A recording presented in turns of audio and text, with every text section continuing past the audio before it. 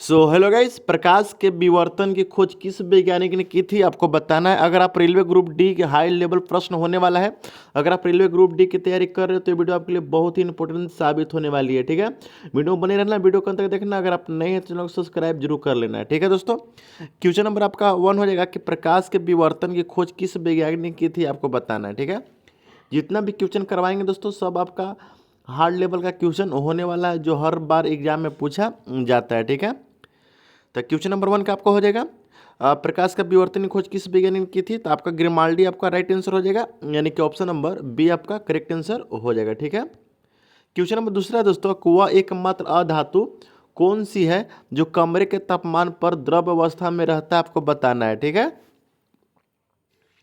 तो आपका right answer है दोस्तों ब्रोमीन। ब्रोमीन वैसा अधातु है दोस्तों जो कमरे के तापमान पर द्रव अवस्था में रहता है, यानी कि ऑप्शन नंबर बी आपका करेक्ट आंसर हो जाएगा। ठीक है, क्वेश्चन नंबर अगला दोस्तों, शरीर में सफेद रक्त को सिकाओ यानी कि WBC का मुख्य कार्य क्या है आपको बताना है। क्वेश्चन नंबर तीसरा हो जाएगा आपका। तो याद रखें दोस्तों, WBC का जो कार्य रहता है कार्बन डाइऑक्साइड को ले जाना, यानी कि ऑप्शन नंबर बी आपका करेक्ट आंसर हो जाएगा। क्वेश्चन नंबर अगला दोस्तों, चौथा नंबर कि क्वांटम सिद्धांत का प्रतिपादन किसने किया था आपको बताना। ठीक है, क्वेश्चन नंबर आपका 4 हो जाएगा। तो याद रखना है, क्वांटम सिद्धांत का जो प्रतिपादन किए थे वो मैक्स प्लैंक ने किए थे, यानी कि ऑप्शन नंबर बी आपका करेक्ट आंसर हो जाएगा। ठीक है, क्वेश्चन नंबर 5 दोस्तों कहता है कि हृदय की धड़कन को नियंत्रित करने के लिए कौन सा खनिज आवश्यक है दोस्तों आपको बताना है। क्वेश्चन नंबर आपका 5 हो जाएगा। ठीक है, तो याद रखना, हृदय की धड़कन को नियंत्रित करने के लिए जिस खनिज की आवश्यकता होती है दोस्तों वो आपका पोटेशियम है, यानी कि ऑप्शन नंबर सी आपका करेक्ट आंसर हो जाएगा। क्वेश्चन नंबर 6 दोस्तों कहता है गुलाम वंश का वह शासक कौन था जिसने जिहदा और पाबोस प्रथा शुरू की थी। ठीक है, तो याद रखना दोस्तों वह बलबन था। कौन था? बलबन था, यानी कि ऑप्शन नंबर सी आपका करेक्ट आंसर हो जाएगा। जितना भी क्वेश्चन करवाएंगे दोस्तों सब आपका RRB का क्वेश्चन है। ठीक है, अगर वीडियो में बने रहना है तो। क्वेश्चन नंबर अगला है दोस्तों कि अकबरनामा के किस भाग को आईने अकबरी कहा जाता है। आपको क्वेश्चन नंबर 7 हो जाएगा। ठीक है, तो याद रखना है अकबरनामा के किस भाग को आईने अकबरी कहा जाता है। तो आपका राइट आंसर हो जाएगा दोस्तों ऑप्शन नंबर आपका सी, तीसरा भाग को कहा जाता है। ठीक है, यानी कि ऑप्शन नंबर सी आपका करेक्ट आंसर हो जाएगा। ठीक है, क्वेश्चन नंबर अगला है दोस्तों कि प्रथम आंग्ल मैसूर युद्ध जो दोस्तों 1767 से लेकर 1769 के बीच में चली थी, वो किस संधि के साथ समाप्त हुआ था आपको बताना है। क्वेश्चन नंबर आपका 8 हो जाएगा। तो याद रखें दोस्तों मद्रास की संधि के साथ समाप्त हुआ था, यानी कि ऑप्शन नंबर ए आपका करेक्ट आंसर हो जाएगा। क्वेश्चन नंबर अगला दोस्तों, सत्यार्थ प्रकाश पुस्तक के लेखक कौन है आपको बताना है। ठीक है, क्वेश्चन नंबर 9 हो जाएगा। तो याद रखना मेरे पर दोस्तों सत्यार्थ प्रकाश पुस्तक के जो लेखक हैं वो आपका दयानंद सरस्वती जी हो जाएंगे, यानी कि ऑप्शन नंबर बी आपका करेक्ट आंसर हो जाएगा। ठीक है, क्वेश्चन नंबर 10 दोस्तों कहता है कि मगध की प्रारंभिक राजधानी कौन सी थी। तो याद रखें दोस्तों गिरी ब्रज था, यानी कि आपका दो आप जो नाम है दोस्तों राजगीर कहा जाता है या बिहार राज्य में पड़ता है। तो यानी कि ऑप्शन नंबर बी आपका ऑप्शन नंबर सी आपका करेक्ट आंसर हो जाएगा। ठीक है, क्वेश्चन नंबर अगला है दोस्तों आपका कि विश्व का सबसे बड़ा प्रायद्वीपीय कौन सा है आपको बताना है। ठीक है, क्वेश्चन नंबर 11 हो जाएगा आपका। तो याद रखना विश्व का जो सबसे बड़ा प्रायद्वीपीय है दोस्तों वो आपका अरब प्रायद्वीपीय है, यानी कि ऑप्शन नंबर बी आपका करेक्ट आंसर हो जाएगा। क्वेश्चन नंबर 12 दोस्तों कहता है कि किस राज्य में शेंगल दरा स्थित है दोस्तों आपको बताना है। क्वेश्चन नंबर आपका 12 हो जाएगा। तो याद रखना है जो सेंगल दरा है दोस्तों वो आपका हिमाचल प्रदेश में है, यानी कि ऑप्शन नंबर ए आपका करेक्ट आंसर हो जाएगा। ठीक है, क्वेश्चन नंबर 13 दोस्तों कहता है कि स्वेज नहर किन दो सागरों को आपस में जोड़ती है आपको बताना है। तो याद रखना है स्वेज नहर जो दोस्तों है वो आपका भूमध्य सागर और लाल सागर को आपस में जोड़ती है, यानी कि ऑप्शन नंबर बी आपका करेक्ट आंसर हो जाएगा। ठीक है, क्वेश्चन नंबर अगला दोस्तों कि बिहार का सबसे उत्तरी जिला कौन सा है।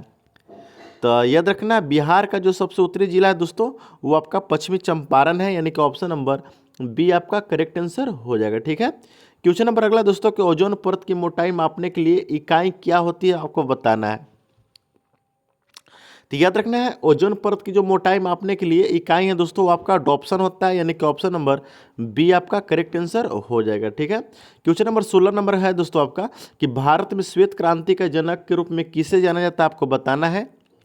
तो याद रखना है श्वेत क्रांति के जनक के रूप में हम डॉक्टर वारगीज कुरियन को जानते हैं, यानी कि ऑप्शन नंबर बी आपका करेक्ट आंसर हो जाएगा। ठीक है, ये दोस्तों एस एफ स्वामीनाथन जो है ये हरित क्रांति का जनक है। कौन? हरित क्रांति का जनक है, आपको याद रखना है। क्वेश्चन नंबर 17 दोस्तों के बुल और बियर शब्द जो है दोस्तों किस क्षेत्र से संबंधित है आपको बताना है। क्वेश्चन नंबर 17 हो जाएगा आपका। तो याद रखना है बुल और जो बियर शब्द है दोस्तों वो आपका हो जाएगा शेयर बाजार से संबंधित है, यानी कि ऑप्शन नंबर बी आपका करेक्ट आंसर हो जाएगा। ठीक है, क्वेश्चन नंबर 18 दोस्तों कहता है कि भारत में विदेशी मुद्रा भंडार का संरक्षण कौन होता है आपको बताना है। क्वेश्चन नंबर 18 होता है। तो याद रखना है भारतीय रिजर्व बैंक होता है, यानी कि आरबीआई, याद रखना है दोस्तों। 19 नंबर दोस्तों कहता है गरीबी रेखा का निर्धारण के लिए लकड़ा वाला समिति का गठन कब हुआ था आपको बताना है। क्वेश्चन नंबर 19 हो जाएगा आपका। तो याद रखना है दोस्तों यह 1993 ईस्वी में इसका गठन हुआ था, यानी कि ऑप्शन नंबर बी आपका करेक्ट आंसर हो जाएगा। ठीक है, क्वेश्चन नंबर 20 कहता है दोस्तों कि व्यक्तिगत आय प्राप्त करने के लिए राष्ट्रीय आय में क्या घटाया जाता है आपको बताना है। क्वेश्चन नंबर 20 हो जाएगा आपका। तो याद रखना दोस्तों निगम कर को घटाया जाता है, यानी कि ऑप्शन नंबर ए आपका करेक्ट आंसर हो जाएगा। ठीक है, क्वेश्चन नंबर अगला है दोस्तों आपका कि सूक्ष्म वर्ब किसका ठोस रूप है दोस्तों आपको बताना है। सूक्ष्म वर्ब जो है वो किसका ठोस रूप है। तो आपका जो राइट आंसर हो जाएगा दोस्तों option number B carbon dioxide को आपको याद रखना है। ठीक है, क्वेश्चन नंबर अगला है दोस्तों कि अनुवांशिकता की इकाई जीन शब्द का प्रयोग सबसे पहले किसने किया था आपको बताना है। ठीक है, तो याद रखना दोस्तों सबसे पहले जोहानसन ने किए थे, यानी कि ऑप्शन नंबर बी आपका करेक्ट आंसर हो जाएगा। क्वेश्चन नंबर अगला दोस्तों 23 नंबर की ध्वनि की चाल सबसे अधिक किस माध्यम में होती है आपको बताना है।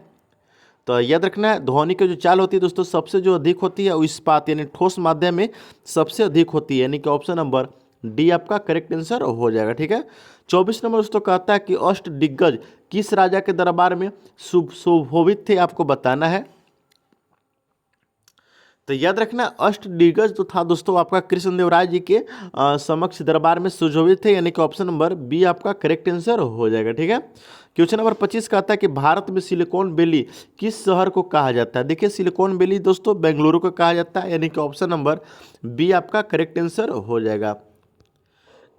क्वेश्चन नंबर 26 दोस्तों है कि गोभी मरुस्थल किस देश में स्थित है आपको बताना है। तो याद रखना गोभी मरुस्थल दोस्तों मंगोलिया और चीन के बीच में स्थित है, यानी कि ऑप्शन नंबर बी आपका करेक्ट आंसर हो जाएगा। ठीक है, क्वेश्चन नंबर 27 कहता है दोस्तों कि राष्ट्रीय आय निकालने के लिए एनएनपी में से किसे घटाया जाता है आपको बताना है। ठीक है, तो याद रखना है कि राष्ट्रीय आय निकालने के लिए एनएनपी में से हम किसको घटाते हैं। तो आपका जो राइट आंसर हो जाएगा अप्रत्यक्ष कर को, यानी कि ऑप्शन नंबर ए आपका करेक्ट आंसर हो जाएगा। क्वेश्चन नंबर 28 दोस्तों कहता है कि वियना सम्मेलन किस वर्ष हुआ था। तो याद रखना वियना जो सम्मेलन हुआ था दोस्तों 1815 ईस्वी में हुआ था, यानी कि ऑप्शन नंबर ए आपका करेक्ट आंसर हो जाएगा। क्वेश्चन नंबर 19 का था दोस्तों कि पौधे में जाइलम का मुख्य कार्य क्या होता है। तो जाइलम का दोस्तों जल का परिवहन करना होता है, यानी कि ऑप्शन नंबर बी आपका करेक्ट आंसर हो जाएगा। ठीक है, क्वेश्चन नंबर 30 दोस्तों कहता है कि बाण सागर परियोजना किन राज्यों की संयुक्त परियोजना है। तो याद रखना बाण सागर जो परियोजना है वो आपका बिहार, उत्तर प्रदेश और मध्य प्रदेश के बीच की संयुक्त परियोजना है, यानी कि ऑप्शन नंबर बी आपका करेक्ट आंसर हो जाएगा। दोस्तों क्वेश्चन का लेवल कैसा था कमेंट के जरूर बताइएगा। अगर आप नए हैं तो चैनल को सब्सक्राइब जरूर कर लीजिएगा। मिलते हैं दोस्तों नेक्स्ट वीडियो में, देखते रहिए जीके वाला ऑफिशियल।